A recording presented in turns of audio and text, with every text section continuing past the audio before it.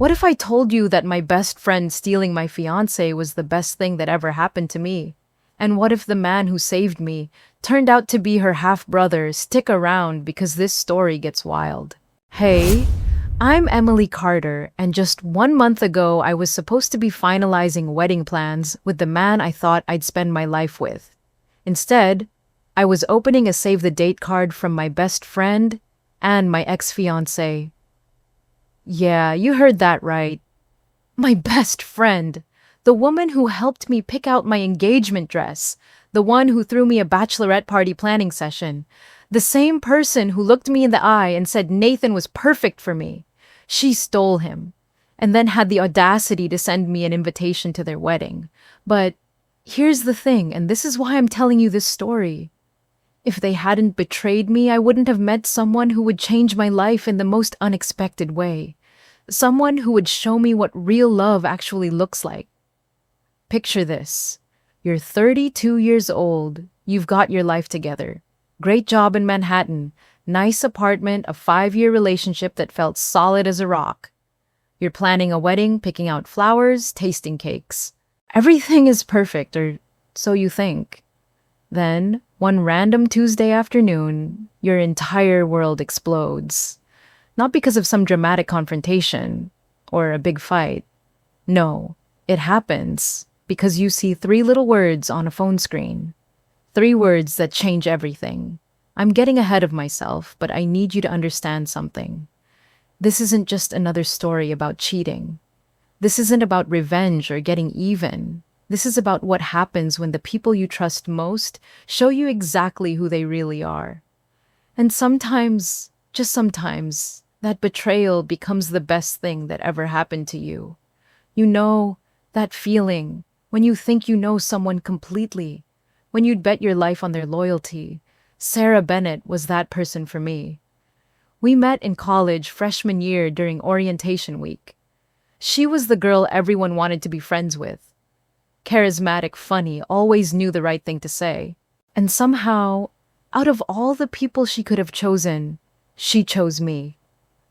For 11 years, she was my person, my maid of honor, my emergency contact, the first person I called with good news and bad news. We did everything together.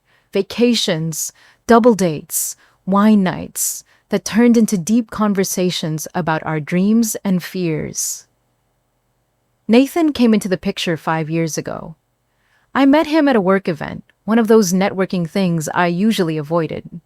But Sarah convinced me to go. She said I needed to put myself out there more. Funny how that worked out, right? Nathan was different from the guys I usually dated. Steady, reliable. He worked in finance, had his act together, didn't play games. Sarah loved him from the start. She'd always say things like, "He's so good for you, Em, and you two are gonna have the most beautiful wedding."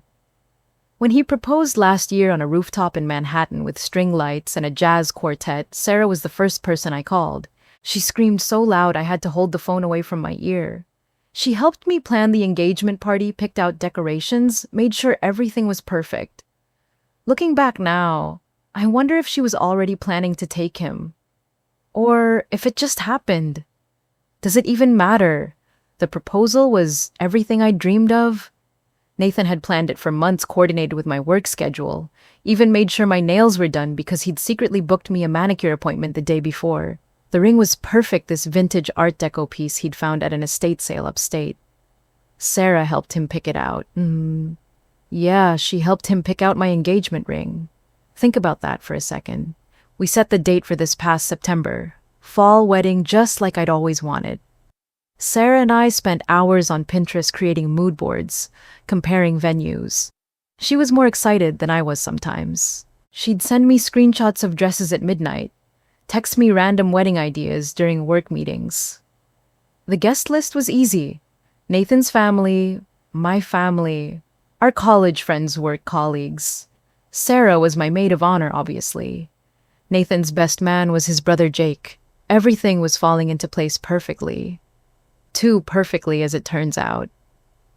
I should have seen the signs, the way Sarah started dressing differently around Nathan. how she'd find excuses to stop by our apartment when she knew he'd be home from work. The inside jokes they developed that I wasn't part of. The way she'd text him directly instead of going through me for group plans. But you don't see betrayal when it's coming from someone you trust completely. You make excuses. You rationalize. Sarah's just being friendly. Nathan's just being polite. They're both important to me, of course they'd get along well. God, I was so naive. Here's what I want you to understand before I tell you what happened. I wasn't some pushover. I wasn't desperate or clinging to a bad relationship. Nathan and I were happy. Really happy. We had plans, dreams, a whole future mapped out. We were going to buy a house in Westchester, maybe have kids in a few years.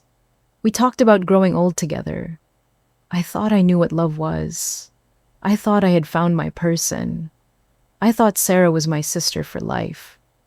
Sometimes, the people closest to you are the ones who hurt you most. Not because they know how, but because you never see it coming. If you've ever been blindsided by betrayal, or lost someone only to find something better, drop a comment below.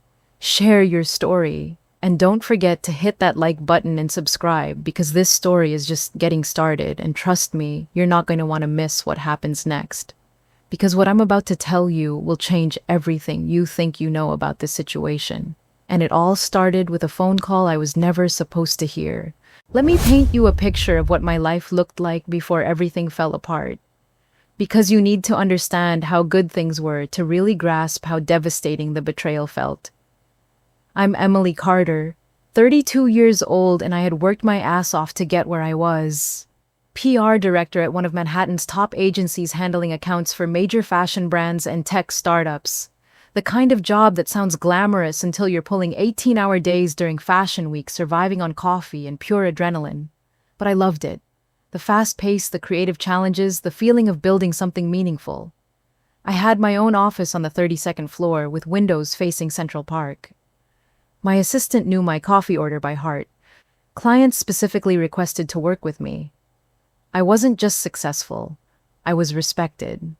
And that meant everything to a girl who grew up in a small town in Ohio, where having big dreams was considered unrealistic. My apartment was this gorgeous one-bedroom in the Upper West Side. Nothing huge, but it was mine. Hardwood floors, exposed brick, a kitchen island where Nathan and I would cook dinner together on Sunday nights. We'd put on jazz music, open a bottle of wine, and just talk about our weeks. Nathan Rodriguez was everything you'd want in a partner. 34 finance manager at a mid-size investment firm. The kind of guy who remembered important dates, brought me flowers just because, and never made me feel like I was too much or too ambitious. We met at this industry mixer I almost didn't attend. I was exhausted from a client crisis wearing a black dress I'd grabbed from my closet without really thinking about it. Sarah had practically dragged me there, insisting I needed to network more. You can't build your empire hiding in your apartment eating takeout, she'd said, fixing my lipstick in the Uber. Trust me on this one. Nathan was standing by the bar, looking slightly uncomfortable in his suit. Not the usual finance bro type who dominated these events. He had kind eyes and this genuine smile when he introduced himself. We talked for 3 hours straight. About books, travel, our families. Real conversation, not the superficial networking garbage I was used to. He asked for my number at the end of the night, and I actually gave it to him. I never did that. But something about Nathan felt safe, stable, like coming home after a long trip. Our first date was dinner at this little Italian place in Brooklyn. Nothing fancy, but Nathan had done his research. He knew I loved authentic Italian food from a story I'd mentioned about studying abroad in Rome. The owner treated us like family, and Nathan insisted on walking me to my door even though it was completely out of his way. That's who Nathan was, thoughtful, considerate, the kind of man who would drive 40 minutes out of his way to find the specific brand of tea I liked when I was sick. Who would listen to me vent about difficult clients without trying to fix everything, who made me feel beautiful even when I was wearing sweats and hadn't washed my hair in 2 days. We fell into this comfortable rhythm. Date nights on Fridays, lazy Sunday mornings, reading the Times together, exploring different neighborhoods in the city. Nathan introduced me to jazz clubs I'd never known existed, I showed him my favorite hidden spots like this tiny bookstore in the village that stayed open until midnight. Sarah loved him immediately. Finally, she said after meeting him for the first time, a man who deserves you. We were at brunch, the three of us, and Nathan had stepped away to take a work call. Sarah leaned across the table, eyes bright with excitement. This is it. This is your person. I trusted her judgment completely. Sarah had an incredible ability to read people. In college, she could spot a bad guy from across a crowded party. She'd saved me from so many dating disasters with her intuition. If Sarah approved of Nathan, it meant he was the real deal. And honestly, having my best friend love my boyfriend made everything easier. No more choosing between Sarah time and Nathan time. We could all hang out together. Double dates, group dinners, weekend trips upstate. It felt like the perfect little family. Sarah Bennett had been my closest friend since freshman year at NYU. We met during orientation week, both of us completely overwhelmed by the city and desperately trying to look like we belonged. She was this magnetic person who could walk into any room and immediately become the center of attention. Not in an attention-seeking way, but because she genuinely cared about people and made everyone feel special. I was the quiet one, the planner, the one who actually read the syllabus and showed up to study groups prepared. Sarah was spontaneous, adventurous, always pushing me out of my comfort zone. "Life's too short to play it safe, Em," was basically her motto. We were roommates sophomore through senior year in this tiny apartment near Washington Square Park. The kind of place where you had to choose between running the heat or the hot water, but we didn't care. We were living our dreams in New York City. Those were some of the best years of my life. Late night conversations about everything and nothing. Sarah teaching me how to do my makeup for parties I was too nervous to attend alone. Me helping her write papers at 3 a.m. when she'd procrastinated until the last minute. We had this tradition of celebrating our birthdays together since they were only 2 weeks apart in March. Joint parties, shared birthday dinners, matching outfits we'd spend hours picking out. Sarah always insisted on planning everything because she said I was too practical to throw a proper party. After graduation, we both stayed in the city. Sarah started her lifestyle consulting business, helping busy professionals organize their homes and streamline their routines. She was really good at it, had this natural eye for design and an ability to understand what people needed before they knew it themselves.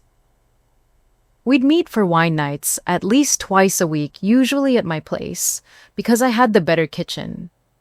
Sarah would bring expensive bottles she'd gotten from grateful clients, and I'd cook whatever I'd learned from watching Food Network.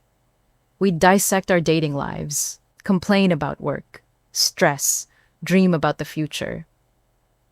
"When you get married," Sarah would say, "I'm going to plan the most incredible bachelorette party. We're talking Napa Valley, maybe even Italy. Something epic." "When we both get married," I'd correct her, and she'd laugh. "Girl, you're going to find your person way before I do. You actually know what you want." Sarah dated constantly, but never seriously. She'd have these intense 3-month relationships with charming, unavailable men who'd break her heart right when things started getting real. Artists, musicians, entrepreneurs who were figuring themselves out. I was always the one bringing her ice cream and wine when things inevitably ended. "I'm cursed to fall for men with commitment issues," she'd joke, but I could see how much it hurt her. She wanted love as much as anyone, but she seemed to attract exactly the wrong type of guy. Which is why she was so excited when Nathan and I got serious. Finally, she said she could live vicariously through a healthy relationship. She became our biggest cheerleader, always encouraging us to take the next step, plan more trips together, talk about the future. When Nathan started hinting about proposing, Sarah was more nervous than I was. She'd text me constantly, asking if I thought it would happen soon, if I was ready, if I'd picked out a ring style. She helped Nathan plan the proposal, actually. Gave him advice about my favorite type of music, suggested the rooftop location, even went with him to scope out the space. The proposal itself was perfect.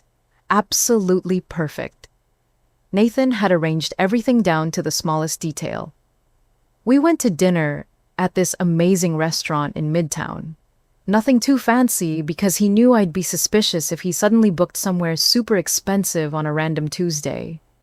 After dinner, he suggested we walk around a bit because it was such a beautiful night. Spring in New York, that perfect temperature where you don't need a jacket, but the air still has a little bite to it.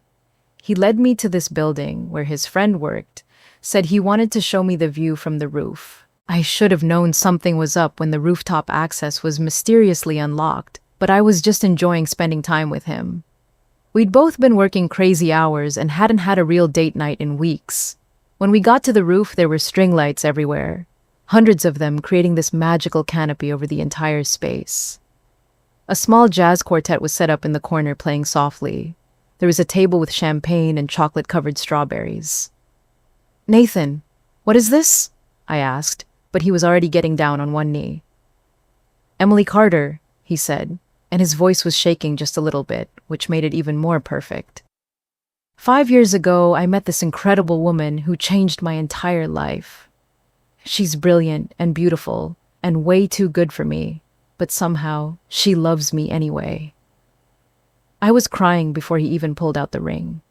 This gorgeous Art Deco piece with a cushion-cut diamond surrounded by smaller stones. Exactly what I would have picked for myself, which shouldn't have surprised me because Nathan paid attention to everything. "Will you marry me?" he asked, and I couldn't even speak. I just nodded and kissed him while the jazz quartet played and the city sparkled around us. The ring fit perfectly. Of course it did. Nathan had somehow figured out my ring size without me noticing. Later I found out he'd borrowed one of my other rings and had it measured. The man thought of everything. We stayed on that rooftop for hours, drinking champagne and making plans. Nathan had booked us a room at the plaza for the night because he knew I'd want to call everyone and celebrate properly. We fell asleep around 3 in the morning, completely exhausted but happier than I'd ever been. The first person I called the next morning was Sarah. She answered on the first ring like she'd been waiting. "Tell me everything," she screamed before I could even say hello. "I want every single detail." I told her about the lights, the music, the perfect ring, how nervous Nathan had been. She was so excited, she started crying, which made me start crying again. "I'm so happy for you, Em," she said. "You deserve this. You deserve everything." She came over that afternoon with champagne and a bag full of bridal magazines. We spent the entire day looking at venues and dress styles and making lists of everything we needed to plan. Sarah took notes like it was her job, asking questions I hadn't even thought of. "We need to start with the venue," she said, sprawled across my couch with magazines everywhere. "Everything else flows from there. What's your dream wedding like?" I'd been thinking about it for years, honestly. "Fall wedding somewhere with beautiful natural light and outdoor space for cocktail hour. Not too big, maybe 150 people. Elegant, but not stuffy. Classic, but with personal touches." Sarah helped me research venues, made spreadsheets comparing prices and amenities, even came with me to initial tours. She had opinions about everything and wasn't shy about sharing them, but in a helpful way. She wanted my wedding to be perfect as much as I did. Planning the engagement party was where Sarah really shined.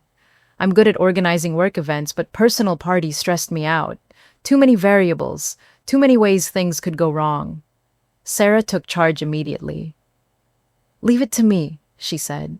"This is what I do for a living. Remember, your job is to be excited and pick out a dress." She found this perfect private dining room at a restaurant in Soho, arranged for flowers, custom cocktail menus, even a small string quartet because she knew Nathan and I loved live music. She coordinated with both our families, managed the guest list, handled every detail. The party was incredible. 60 of our closest friends and family members, perfect lighting, amazing food. Sarah gave the most beautiful speech as my maid of honor, talking about our friendship and how happy she was to see me find my person. "I've watched Emily chase her dreams and build this incredible life," she said, raising her champagne glass.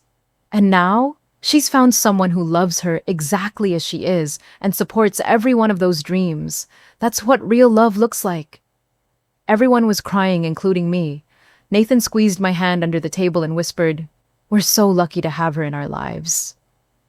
Looking back now, I wonder if Sarah was already planning her betrayal even then. Was she studying us, learning our patterns, figuring out how to break us apart? Or did it happen later, gradually, the way these things sometimes do? I'll never know for sure. But what I do know is that for those first few months after we got engaged, everything felt perfect. My career was thriving, Nathan and I were planning our dream wedding, and my best friend was by my side for all of it. I thought I had it all figured out. I thought I knew exactly how my story was going to go. God, I was so wrong about everything. Now here's where everything changed. And I mean everything. It was a Tuesday in April. I remember because I'd been complaining about having to miss our weekly wine night with Sarah for this conference in Boston. Some last-minute crisis with one of our biggest clients that required all hands on deck. The conference was supposed to run through Thursday, but we wrapped up the major presentations by Tuesday afternoon. The client was happy the crisis was resolved, and my boss suggested we head home early since we'd been working around the clock for 2 weeks straight. I was exhausted, but excited to surprise Nathan. We'd barely seen each other lately with both our crazy work schedules, and I thought it would be nice to have an unexpected evening together. Maybe order Thai food from our favorite place, watch something mindless on Netflix, just reconnect. The flight from Boston was delayed, so I didn't get back to the apartment until almost 8. I expected Nathan to be home by then, but the place was quiet when I walked in. His keys were on the counter. His work bag was by the door, so I knew he was around somewhere. "Babe," I called out, but no answer. I figured he might be in the shower, or taking a work call in the bedroom. I dropped my bags by the door and noticed his phone on the coffee table face up. It was buzzing constantly, message after message lighting up the screen. Nathan never left his phone lying around like that. He was usually glued to the thing, always checking emails or responding to client messages. I wasn't the type to snoop, never had been. I trusted Nathan completely, and honestly, the thought of checking his phone had never even occurred to me in 5 years together. But something felt off.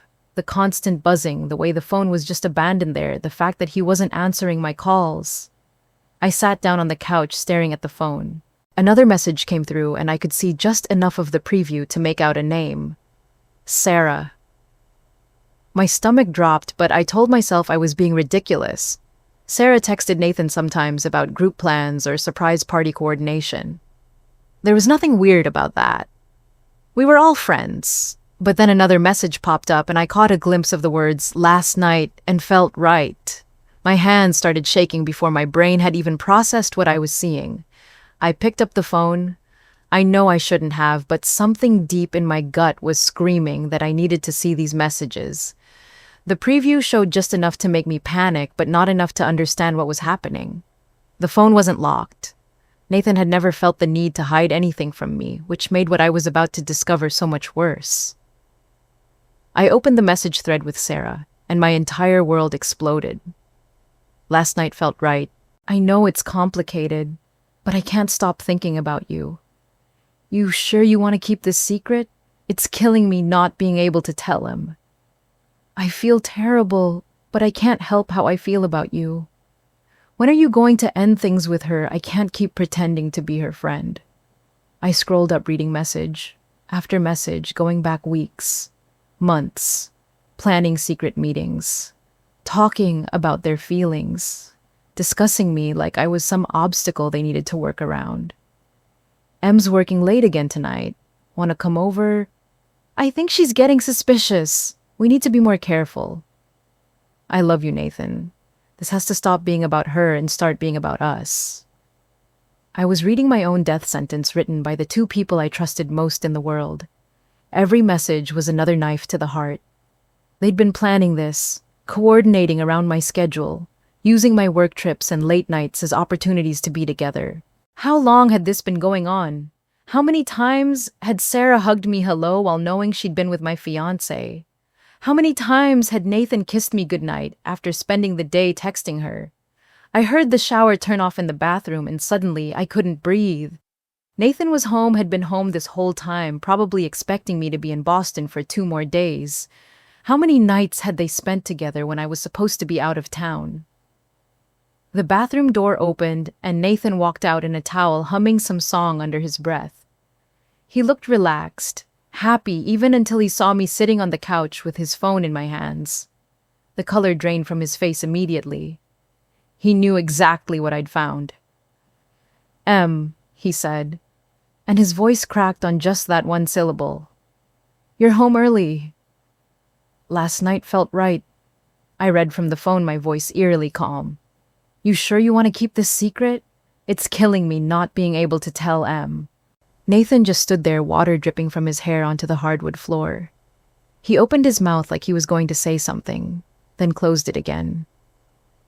How long? I asked. Emily, I can explain. How long, Nathan? He sat down on the edge of the coffee table, still in just the towel, looking like he might throw up. 3 months. 3 months, while we were tasting wedding cakes. While we were addressing save the dates, while I was picking out a dress and planning the rest of our lives together. She's my best friend, I said, still in that strange, calm voice. She's my maid of honor. I know. God, Em, I know how this looks. How this looks? I stood up so fast the phone flew off my lap. How this looks, Nathan, you've been sleeping with my best friend for 3 months while planning our wedding. How exactly is this supposed to look? That's when my voice finally broke.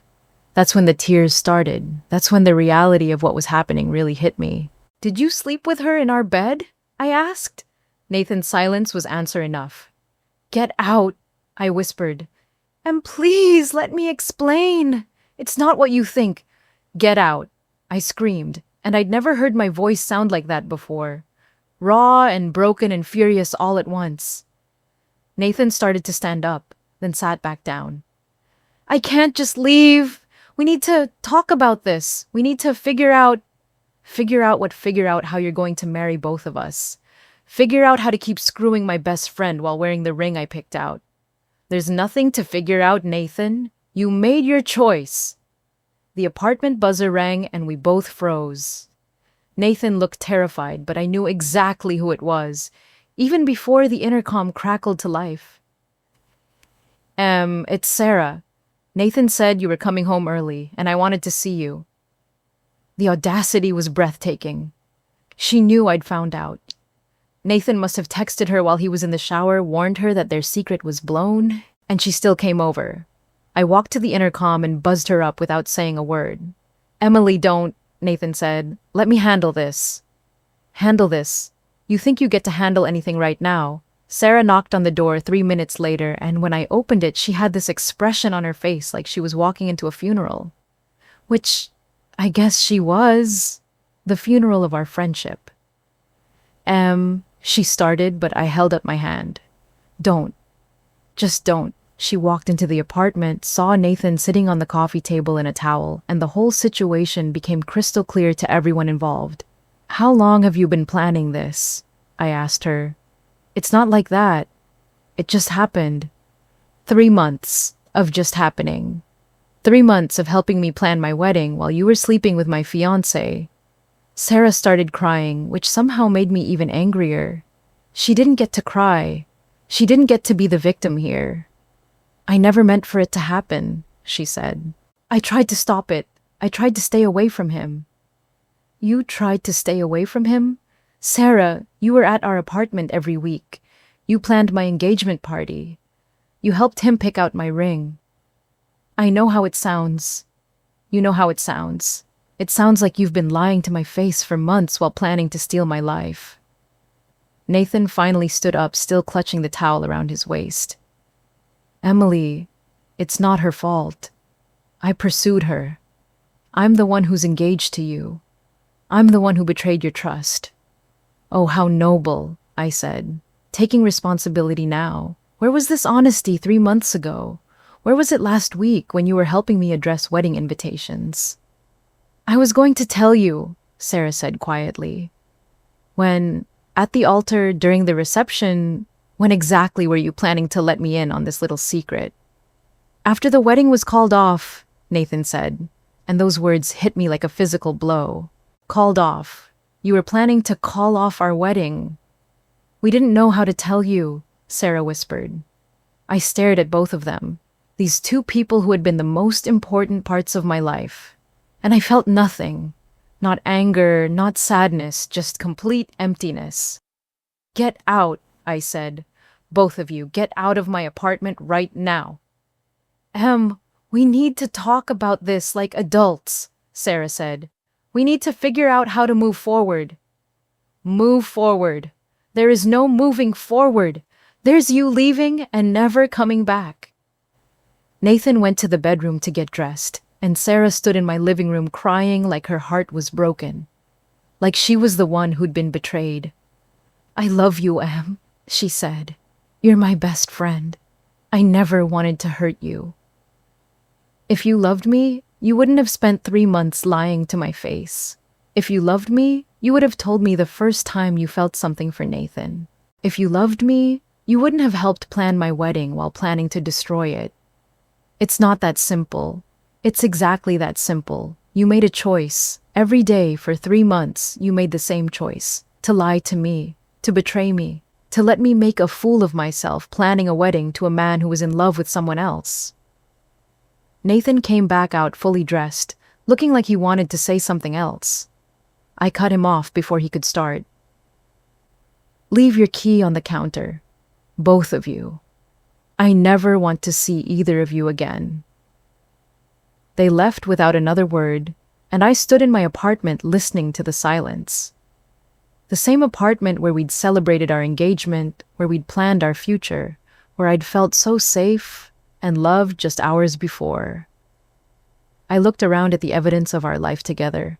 Photos of Nathan and me on the bookshelf, the engagement party invitation on the refrigerator, wedding planning book stacked on the dining table. The Pinterest board Sarah and I had been working on pulled up on my laptop. I sat down at my computer and started deleting everything. Every wedding pin, every venue bookmark, every dress I'd saved. 5 months of planning erased in 10 minutes. Then I did something I never thought I'd do. I called in sick to work. Not for a day, but for the rest of the week. I turned off my phone, pulled the curtains closed, and hid. For the first time in my adult life, I had absolutely no idea what to do next. The next few days were a blur of numbness and disbelief. I kept thinking I'd wake up and it would all be a nightmare. That Nathan would come home with flowers and an explanation that made sense. That Sarah would call crying and tell me it was all a misunderstanding. But my phone stayed silent. Well, not silent exactly. My mom called 6 times. My sister called. Some of our mutual friends started reaching out with weird, vague messages that made it clear word was getting around. I couldn't face talking to anyone. How do you explain that your maid of honor and your fiancé have been having an affair? How do you tell your family that the wedding they've been excited about for months isn't happening? By Friday, I finally turned my phone back on, and that's when I saw what Sarah had been posting on Instagram. Cryptic quotes about following your heart and how love doesn't always happen the way you plan. Photos of sunsets with captions about new beginnings and staying true to yourself. She was painting herself as some romantic heroine who'd found unexpected love. Meanwhile, Nathan had completely disappeared from social media. Hadn't posted anything, hadn't responded to comments from friends asking where he'd been. Our mutual friends were clearly picking sides, and the division was brutal. Some people defended Nathan and Sarah, saying love is complicated and these things happen. Others were rightfully horrified by the betrayal. Most people just didn't know what to say. I stopped reading the comments, stopped checking social media altogether. I couldn't handle seeing people debate my personal tragedy like it was entertainment. Work became my escape. I threw myself into client projects with an intensity that worried my colleagues. I'd stay at the office until 10 or 11 every night, volunteer for weekend assignments, take on extra responsibilities nobody else wanted. Emily, you need to take some time, my boss said during our weekly check-in. Nobody expects you to pretend nothing happened. But pretending nothing happened was the only way I could function. The alternative was falling apart completely, and I couldn't afford to do that. I had bills to pay, a career to maintain, a life to rebuild from scratch. I stopped answering my mom's calls because I couldn't handle her questions or her sympathy. I avoided the grocery store near my apartment because Nathan and I used to shop there together. I changed my regular coffee shop, my gym, my dry cleaner, anything that reminded me of the life I'd thought I was building. The hardest part was the silence. Nathan and I used to text constantly throughout the day. Good morning, messages, funny memes, complaints about work, random thoughts. Sarah and I talked every day, sometimes multiple times. Suddenly, my phone was quiet except for work emails and my family trying to check on me. The loneliness was suffocating. I'd built my entire social life around Nathan and Sarah, and now they were gone. Our friend group was awkward and divided. Even simple things like having someone to call when I had a bad day at work or wanted to share good news became impossible. I found myself working later and later just to avoid going home to the empty apartment. When I finally did go home, I'd order takeout and fall asleep watching Netflix, trying not to think about how different everything was supposed to be. The wedding dress hanging in my closet became a daily reminder of how wrong I'd been about everything. I couldn't bring myself to return it, or donate it, or even move it. It just hung there, covered in plastic, like a ghost of the future I'd lost. But the worst part wasn't the loneliness or the embarrassment, or even the heartbreak. The worst part was the doubt. Had I missed signs? Had I been a terrible fiancé? Was there something wrong with me that made Nathan choose Sarah? Instead, I replayed every conversation, every interaction, looking for clues I should have caught. The way Sarah had been more interested in wedding planning than I was. How Nathan had seemed distracted lately. The inside jokes between them that I dismissed as friendship. Had everyone else seen it coming? Had I been the only one blind to what was happening right in front of me? Those questions kept me awake at night, staring at the ceiling of the bedroom I used to share with Nathan, wondering if I'd ever be able to trust anyone again. Little did I know the universe was about to throw me the biggest curveball of my life, and it would start with a wedding invitation that would change everything I thought I knew about this situation.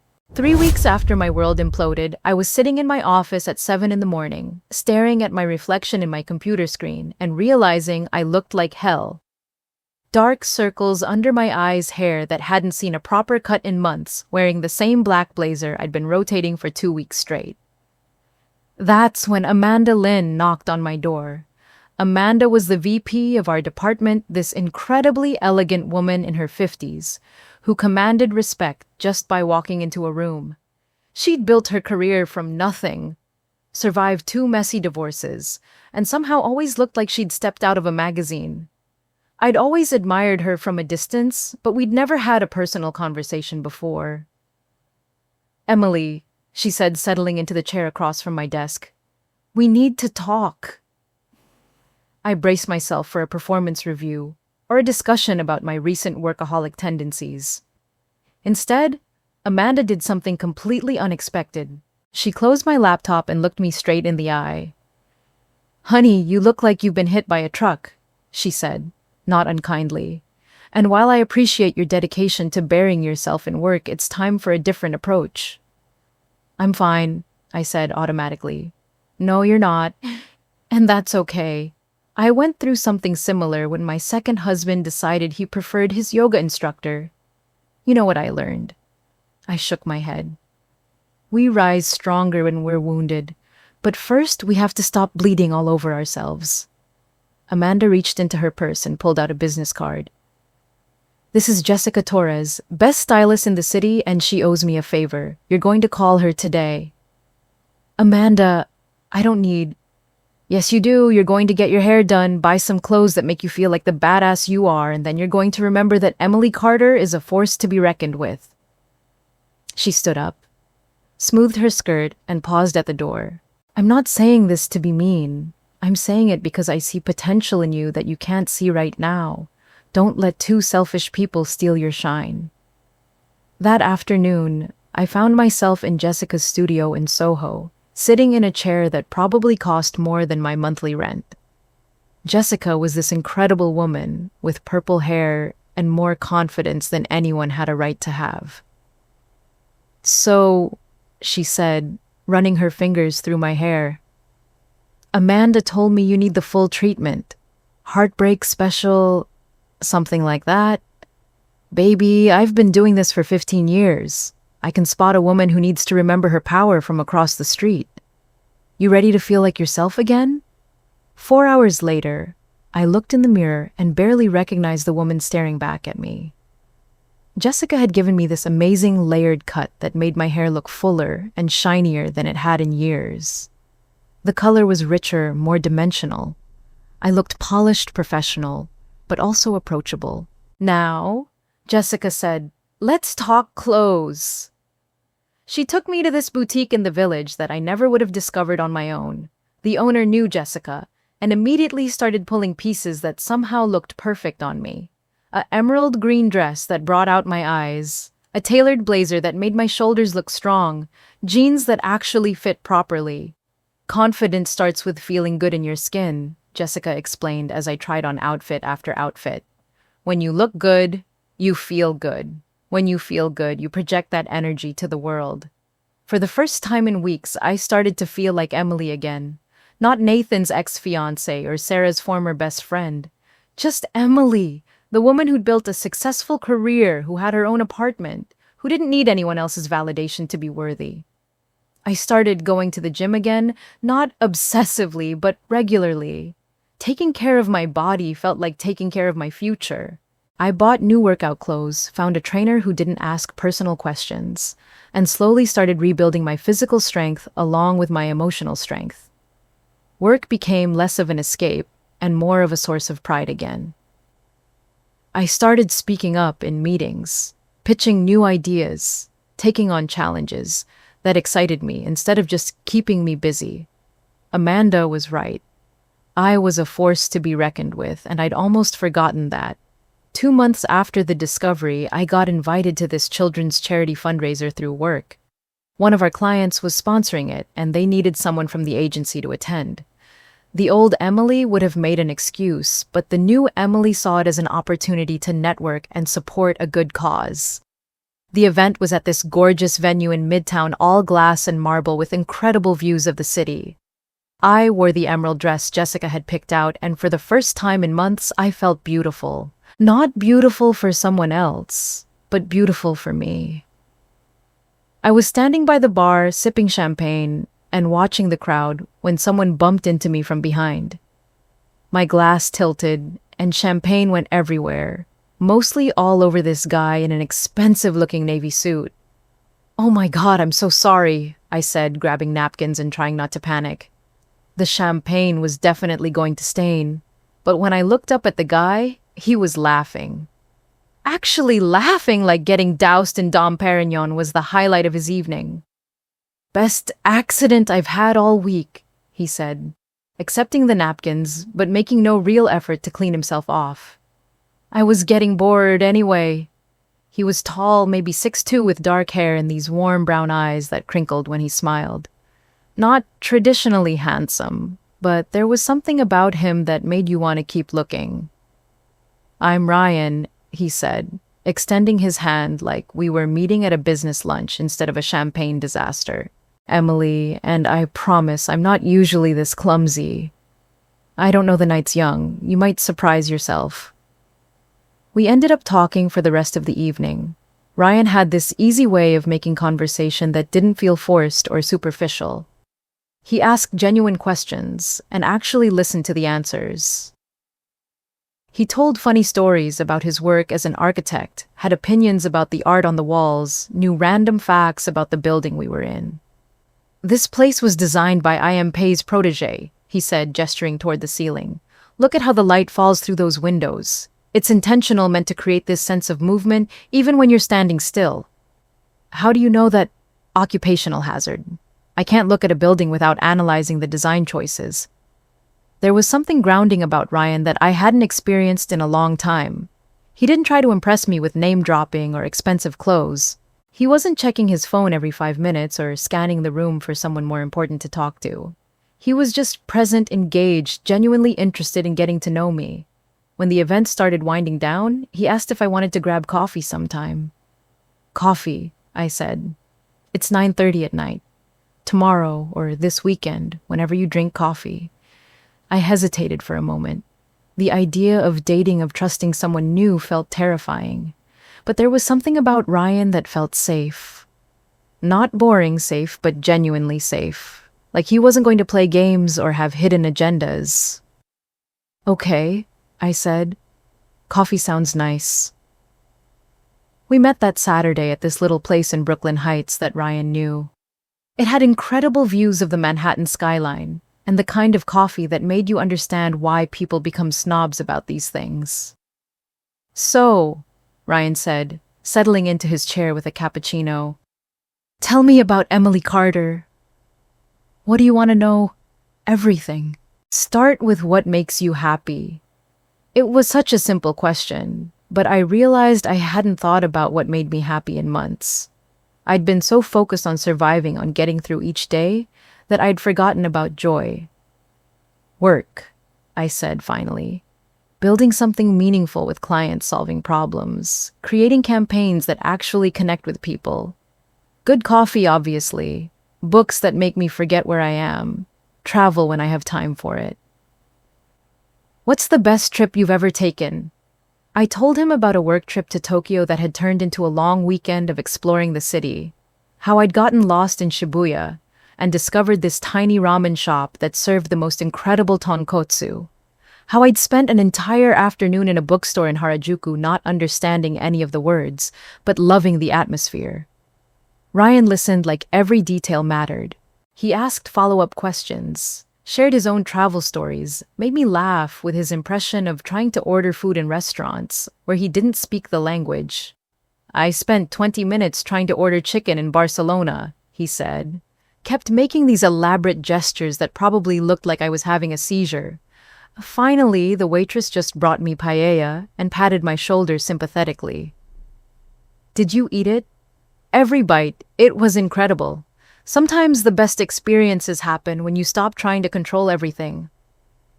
We talked for 3 hours without running out of things to say. Ryan told me about his work designing sustainable housing projects, his passion for creating spaces that brought communities together. He'd grown up in California, moved to New York for graduate school, and never left. What about family? I asked. Something shifted in his expression just slightly. It's complicated. I have a half-sister here in the city, but we're not close. Different fathers, very different upbringings. She's got her life, I've got mine. That's too bad. Family can be complicated, but it's nice to have someone who really knows you.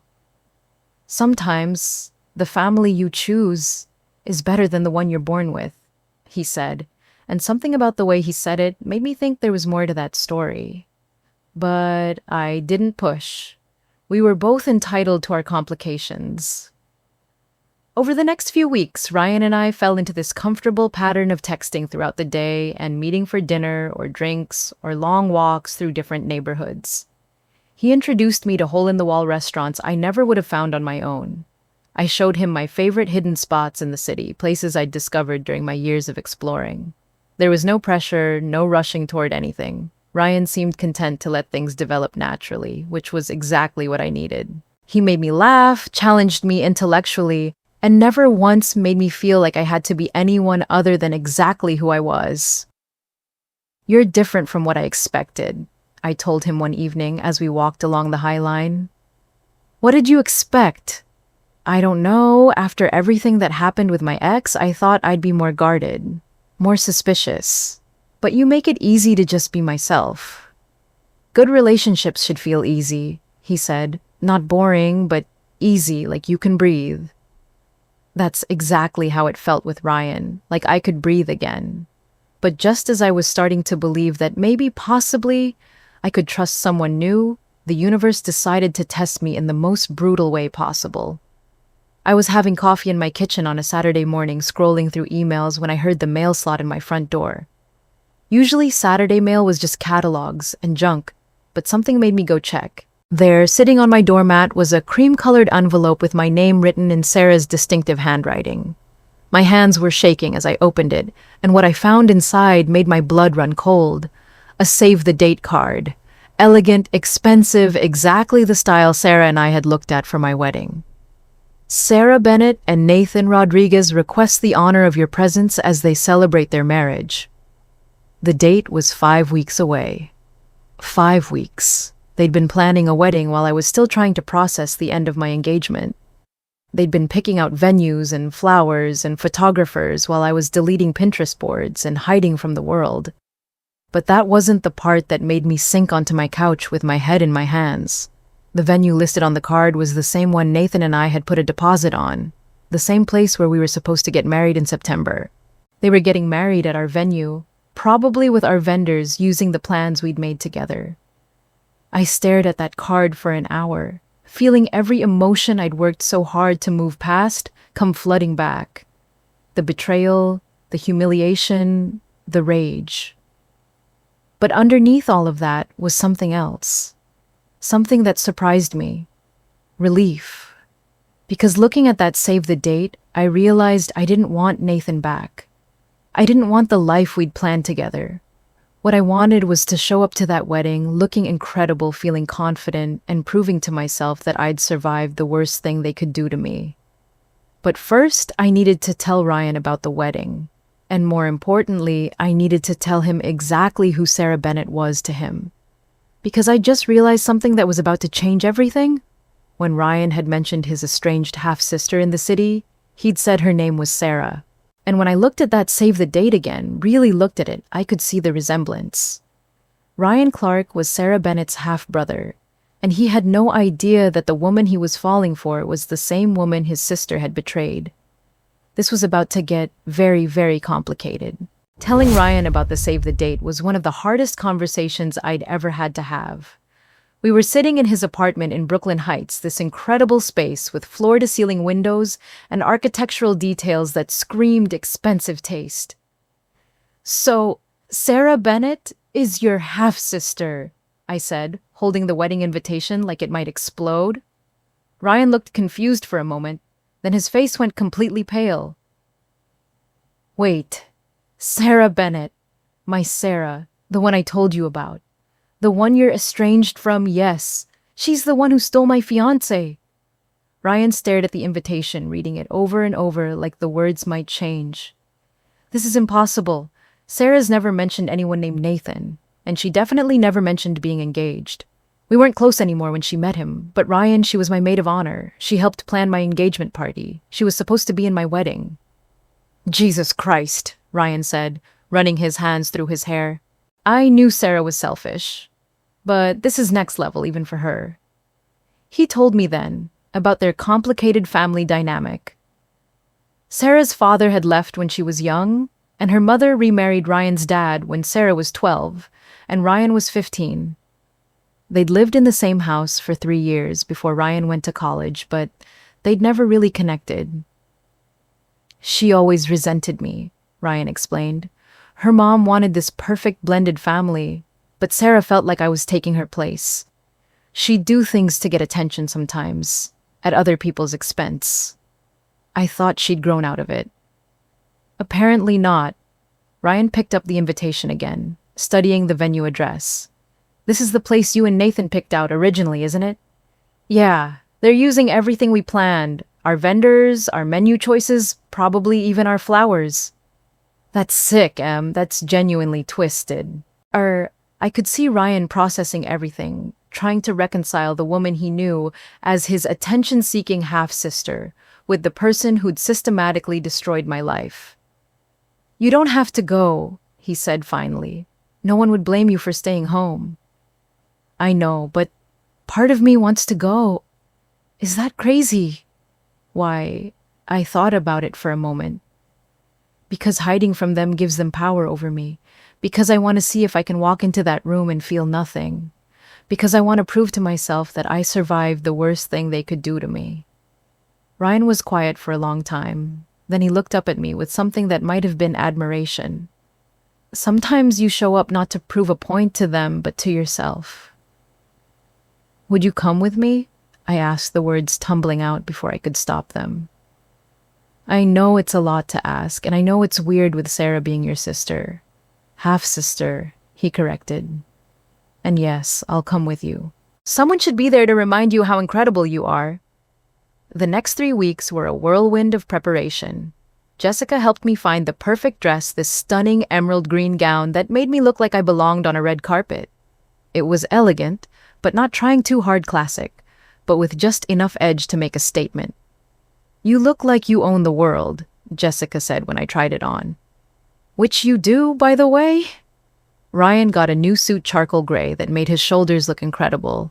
We looked good together, I realized, like we belonged together. Not in a desperate, clinging way, but in a natural, easy way that felt right. The night before the wedding, we had dinner at this quiet restaurant in the village. Neither of us mentioned what was happening the next day, but the tension was there underneath everything. Whatever happens tomorrow, Ryan said as we shared dessert, I want you to know that meeting you was the best accident that ever happened to me. Even if it means dealing with Sarah drama, especially then, you're worth a little family dysfunction. The wedding was at 4 p.m, the exact time Nathan and I had originally planned. The venue looked exactly the way I'd envisioned it, which was both heartbreaking and infuriating. The flowers were the white peonies and greenery I'd picked out. The lighting was the warm golden setup we'd requested. Even the linens were the same ivory color I'd spent weeks choosing. Ryan squeezed my hand as we walked in. You okay? Better than I thought I'd be. The guest list was mostly people I recognized. Our college friends, Nathan's work colleagues, some family members I'd met over the years. A few people looked surprised to see me, but most just nodded politely like nothing had happened. I could feel people staring as we found seats toward the back. Whispers followed us, and I caught fragments of conversations. That's Emily. I can't believe she came. Who's the guy with her? Sarah looked beautiful, I had to admit. She was wearing the exact style dress I'd originally wanted, fitted lace with a long train. Her hair was in the updo we'd practiced together during engagement party planning. She'd literally stolen my entire wedding vision. Nathan looked nervous, fidgeting with his boutonniere and scanning the crowd. When his eyes found mine, he went completely white. He clearly hadn't expected me to show up. The ceremony was painfully familiar. The vows Sarah read were almost identical to ones she'd helped me write months earlier. The music was from the playlist Nathan and I had created together. Even the officiant was someone we'd originally booked. They truly are soulmates, the officiant said, and I had to bite my tongue to keep from laughing out loud. Some love stories take time to unfold, but when they do, they're worth the wait. Ryan leaned over and whispered, Did he just imply they were destined to cheat? The worst part was watching Sarah play the blushing bride, acting like this was some fairy tale romance instead of a relationship built on lies and betrayal. She kept glancing around the room, making sure everyone was watching her big moment. When the officiant pronounced them husband and wife, the applause was polite but not enthusiastic. I think everyone knew the backstory and felt weird about celebrating it. The cocktail hour was brutal. Person after person came up to me with these awkward, sympathetic expressions. How are you holding up? You look amazing. I can't believe you came. Ryan stayed by my side through all of it, charming everyone he met and deflecting the more invasive questions with humor and grace. Emily's incredible, he'd say when someone implied I was brave for attending. I'm just lucky she tolerates me. But the real drama started during the reception speeches. Sarah's maid of honor, some college friend I barely remembered, gave a generic speech about love and friendship. Nathan's best man made a few jokes about marriage and called it good. Then Sarah stood up with the microphone. I just want to thank everyone for being here today, she said, radiant in her stolen wedding dress. Nathan and I know our love story isn't conventional. Sometimes life has other plans, and you have to be brave enough to follow your heart even when it's complicated. I felt Ryan tense beside me, but Sarah wasn't done. Nathan taught me that sometimes you think you know what you want, but then you find what you actually need. He showed me that settling for good enough isn't necessary when you can have everything you've ever dreamed of. The room was dead silent. Everyone knew she was talking about me, about how Nathan had upgraded from his previous relationship. The audacity was breathtaking. I'm just grateful that Nathan was smart enough to choose right the second time around. That's when Ryan stood up. "Excuse me," he said, his voice carrying across the room. "I'm Ryan Clark, and I'd like to say something."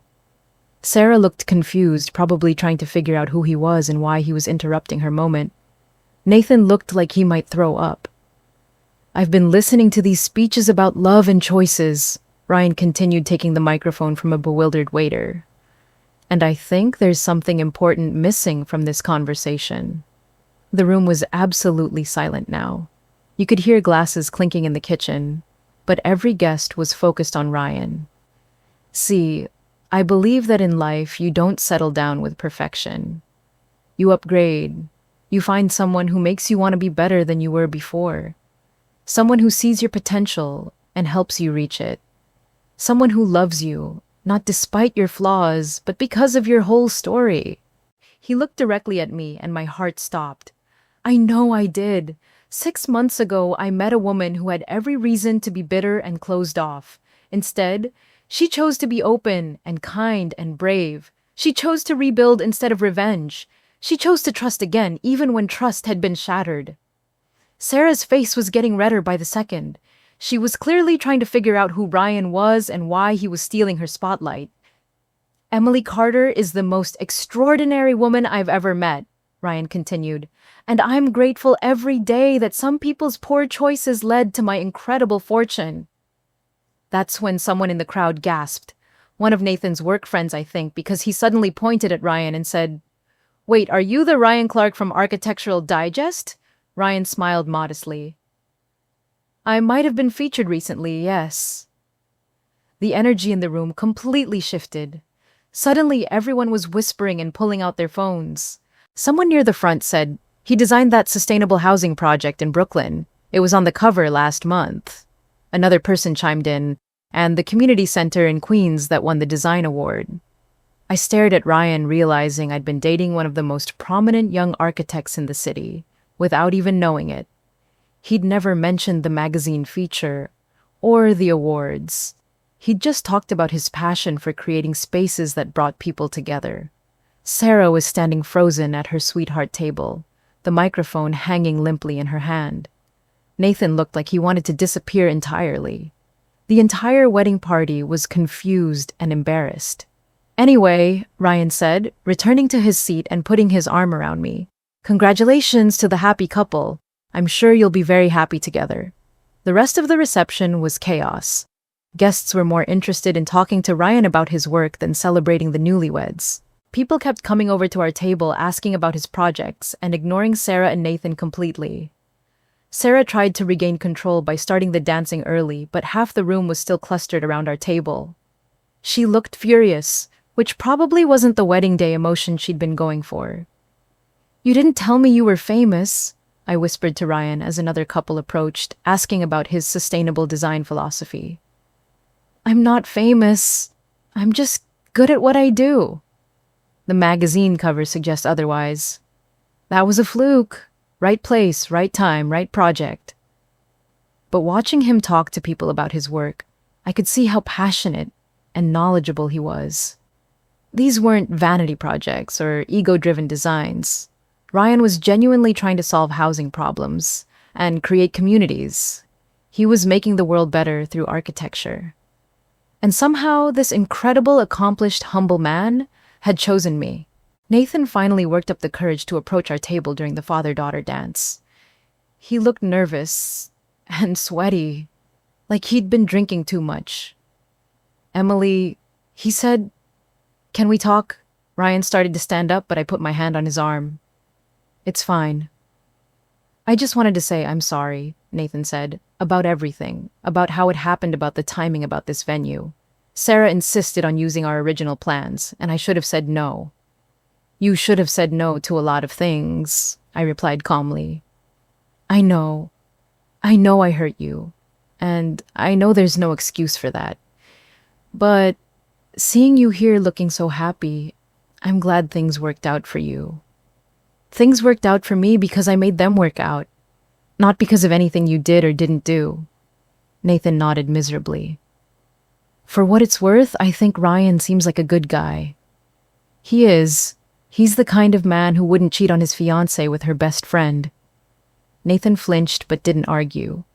I deserve that. You deserve each other, I said, looking over at Sarah, who was watching our conversation with obvious anxiety. You're both people who take what they want without caring who gets hurt. That's not fair. Nathan, you don't get to decide what's fair anymore. You lost that right when you decided to screw my best friend in our bed.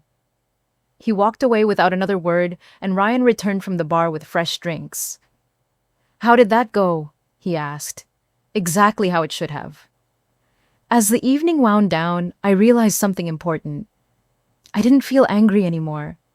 I didn't feel sad or betrayed or humiliated. I felt nothing toward Nathan and Sarah except mild pity.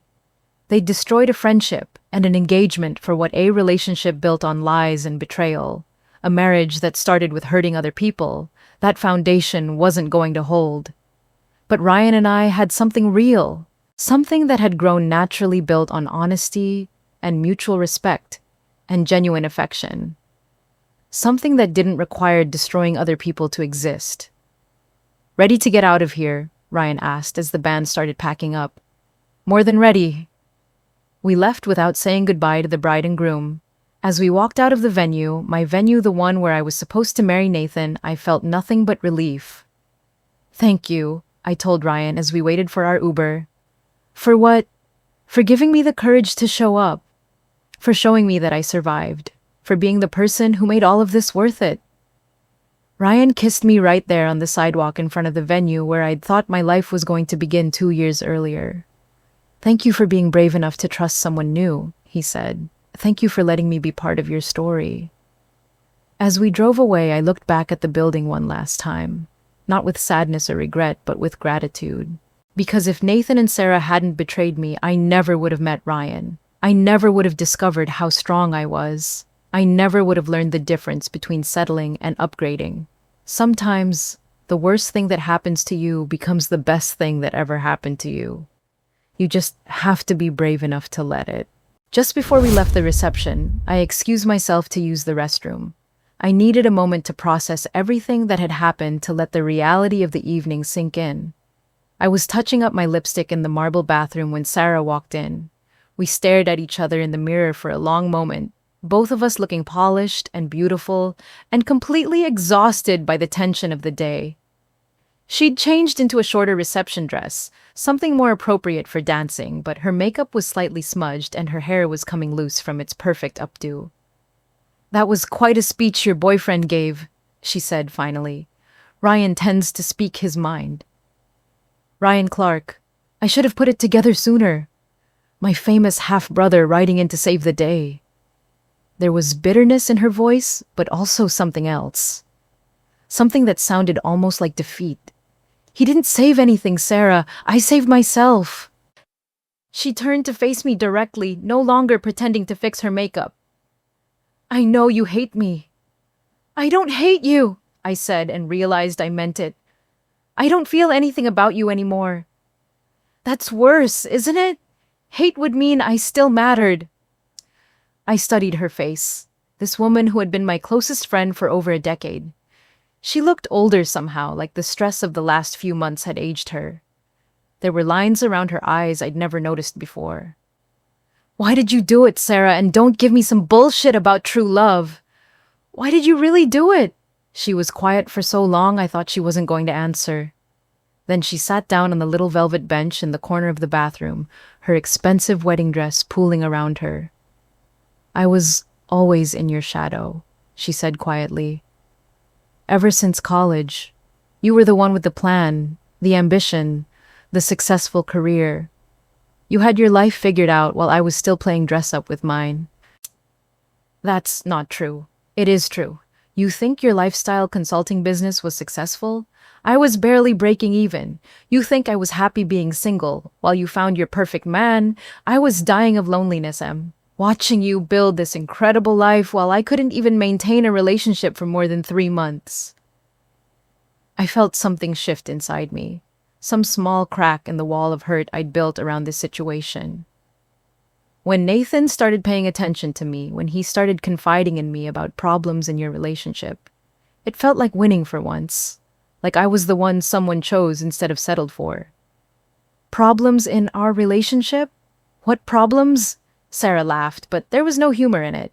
He said you were always busy with work, that you prioritized your career over him, that sometimes he felt like he was dating your schedule instead of you. The words hit me like a physical blow, not because they were cruel, but because there was truth in them. I had been working constantly. I had been distracted and busy, and probably not the most present partner. So, you decided to fix that by sleeping with him. I decided to be the person who was available, who listened, who made him feel important. She looked up at me with tears in her eyes. I just wanted to win something, Em. Anything. I wanted to be the first choice for once. It was never a game to me, I said softly. I know. That's what made it so easy to take. You never saw it coming because you trusted me completely. You never thought you had to compete because you never thought of me as competition. We sat in silence for a moment, the sounds of the reception muffled through the bathroom door.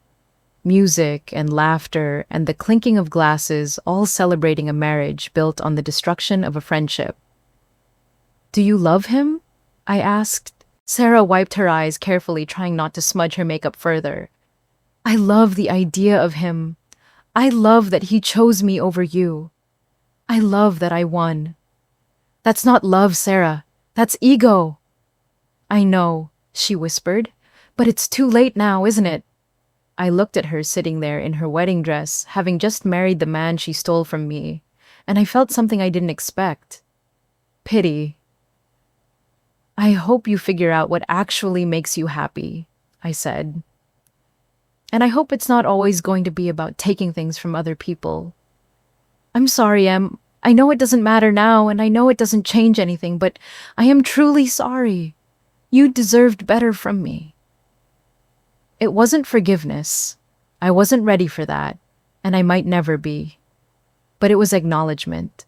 It was the closest thing to closure I was going to get. Goodbye, Sarah. Goodbye, Emily. I left her in that bathroom and walked back out to find Ryan waiting for me by the exit.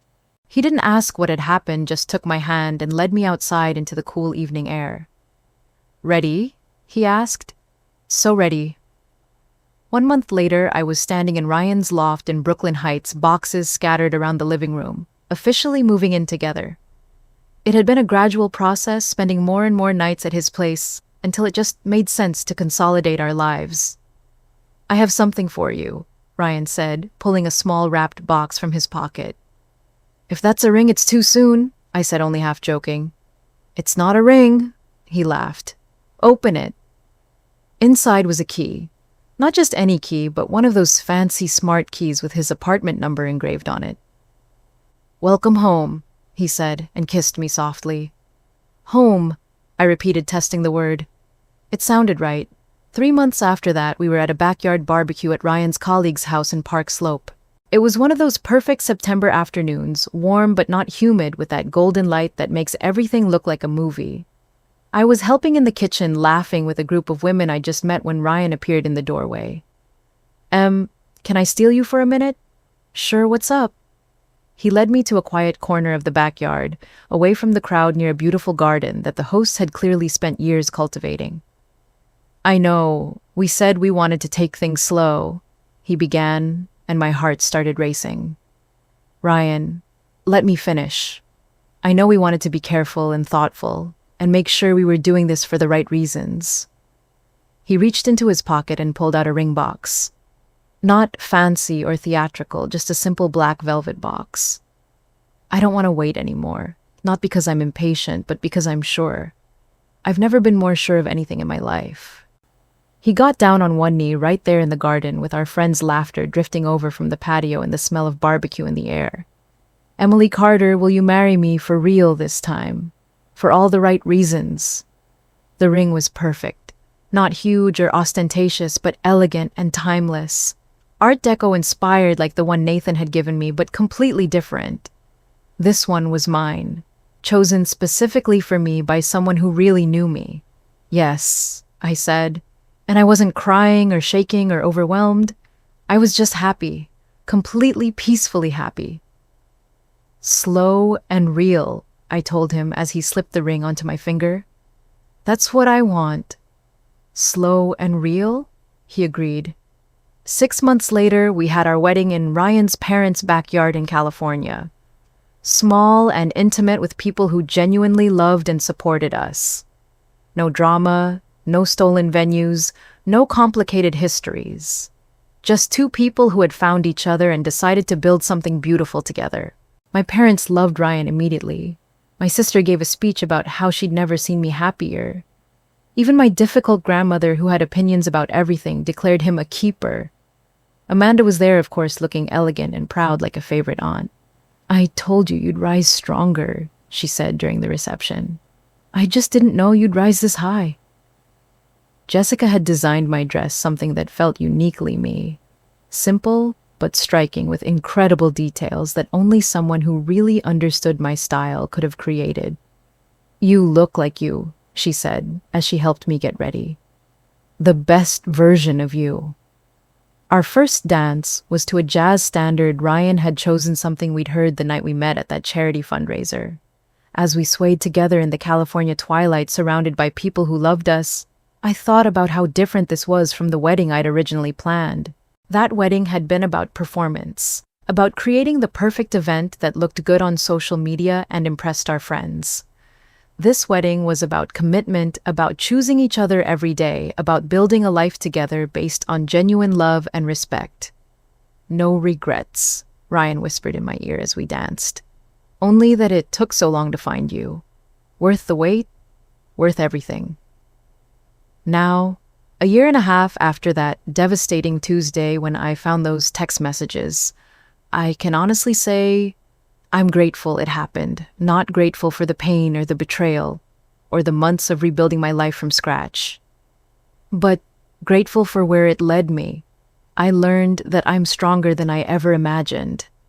I learned that I don't need anyone else's validation to be worthy of love. I learned the difference between settling and choosing, between desperation and genuine connection. Nathan and Sarah are still married as far as I know. We don't move in the same circles anymore, and I've heard through the mutual friends that they're struggling. Apparently, it's hard to build a stable relationship on a foundation of lies and betrayal. Who could have predicted that? But I don't think about them much anymore. They're not part of my story anymore, except as the chapter that had to happen for me to get to the good part. Ryan and I are talking about buying a house, maybe starting a family in a couple of years, taking a long honeymoon in Japan because we both want to explore Tokyo together, building the kind of life that feels authentic and sustainable and joyful. The other day, I was walking through Central Park on my way to meet Ryan for lunch when I saw a woman sitting alone on a bench crying while looking at her phone. I recognized that expression. The shock, the disbelief, the world-ending realization that everything you thought you knew was wrong. I almost kept walking. It wasn't my business, and I was already running late. But something made me stop. "Are you okay?" I asked. She looked up at me with tear-streaked makeup and shook her head. "I just found out my husband's been having an affair. With my sister." "I'm so sorry," I said, and I meant it. That's devastating. How do you get through something like this? How do you even begin to put your life back together?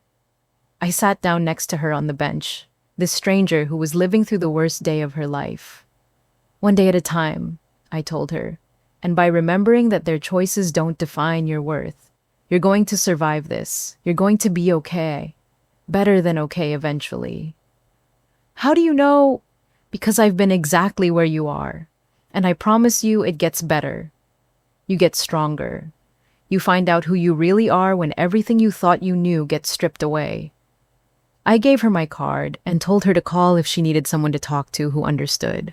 Then I continued on to meet Ryan, carrying with me the reminder of how far I'd come. That woman will rebuild her life just like I did. She'll discover strength she didn't know she had. She'll learn to trust again, to love again, to dream again. And someday, she'll be grateful for the tragedy that forced her to become who she was always meant to be.